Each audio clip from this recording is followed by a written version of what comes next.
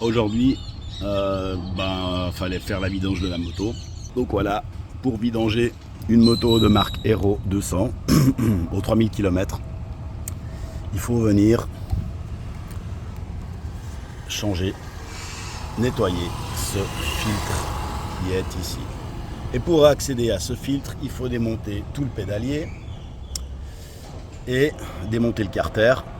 Et évidemment, quand on parle de démonter un carter, si on fait les choses correctement, il faut changer le joint du carter.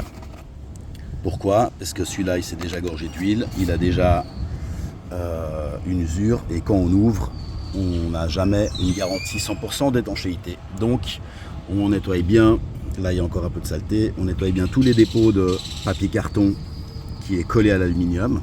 Alors le papier carton est plus mou que l'aluminium, donc il n'y a pas besoin de prendre du papier de verre pour l'enlever. Hein? Ok, deuxième astuce, quand il s'agit de démonter toutes les vis du carter, il y en a qui vous disent ouais, posez les vis avec la même forme de dessin que ce que vous avez devant vos yeux. Eh ben non, ça sert à rien. On prend repère sur une première vis. Par exemple, moi ce que j'ai fait pour ce repère là, c'est que je lui ai mis une grosse vis. Et ensuite je vais les démonter dans le sens inverse des aiguilles d'une montre ou dans le sens des aiguilles d'une montre. Et j'ai qu'à tout simplement les poser en ligne. On les numérote sans numéroter. Je commence par celle-là, je continue dans le sens inverse des aiguilles d'une montre pour les remettre. Ce qui m'évite d'avoir des problèmes de longueur. Et si je les aurais disposés en rond, comme ça, des fois les vis, elles ont tendance à rouler et deux peuvent s'inverser. Tandis que les unes à côté des autres, il n'y a aucun problème. Voilà pour la petite astuce. Le serrage. Là, je vais dézoomer. Boum, le serrage. Le serrage, on le fait en croix. Donc si je commence ici, je viens à l'opposé.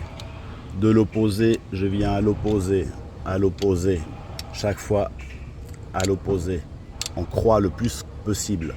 Ensuite, pour resserrer, imaginez-vous la force que vous avez dû mettre pour desserrer. Elle n'est pas énorme. On parle de vis de M6. Il y a énormément de vis, ça sert à maintenir une pression sur toute la surface où il y a le joint. Il n'y a pas besoin de soulever une vache avec ces vis. Donc il faut tout simplement les serrer de la même force que ce qu'on a desserré. Généralement, pour limiter votre force, quand vous n'avez pas une clé dynamométrique, plutôt que de venir en bout de clé puis de serrer comme un sourd, je vais mettre ma main au milieu ici. Et je vais juste utiliser le petit doigt ici, ok, ou deux doigts, pour limiter la puissance que je vais mettre dans ma main. Là on est sur peut-être 2 kg par vis ou 2,5, j'ai pas le manuel, mais il n'y a pas besoin de mettre 10 kg de pression, vous allez arracher le pas de vis et après vous allez pleurer ça. Petite astuce, ici, je ne sais pas si on voit mon doigt, il y a un petit ressort qui vient sur un petit crochet.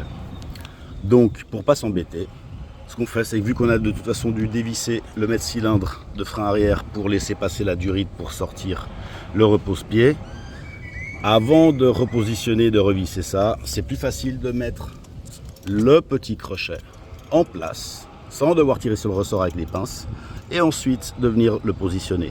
On gagne beaucoup de temps.